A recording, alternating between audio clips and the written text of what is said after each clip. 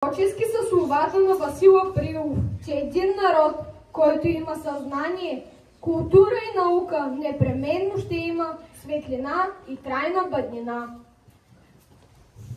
Родителите са книжовници и просветители. Те създават книги, строят училища, църкви и читалища, в които се проповяда българската култура.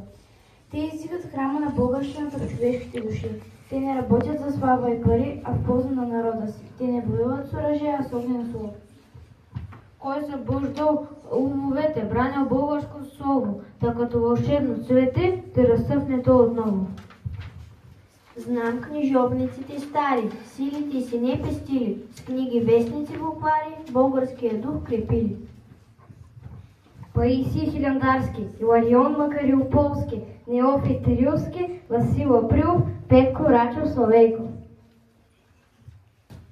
Софроний Врачански, Неофит Бозвели, Петър Перон, Найден Геров и още много знайни и незнайни будители на националното съзнание и българския дух. За този, който е дал Словото, което е началото, защото всичко, което е днес в България, излиза от Словото. Словото крепи сърцата и душите, защото голи са без книги народите. Обърнете се назад, тогава славяните нямаха книги, но бидейки езичници, четяха и гадаеха с черти и резки. Поради това човеколюбецът Бог, който урежда всичко и който не оставя човешкия род без разум, да се смели над славянския род и му дари Кирил и Методий. Константин Кирил, философ и Методий, солунските братя, създатели на славянската азбука, преводачи и автори на църковни книги, първи учители и разпространители на славянската азбука, обучавали учениците на славянско писмо и защитавали свещеното дело. Година 1762. В скромна килийка, потънала в сън, един монах, тъмен непознат и беден, пред лампа жумеща пишеше наведен.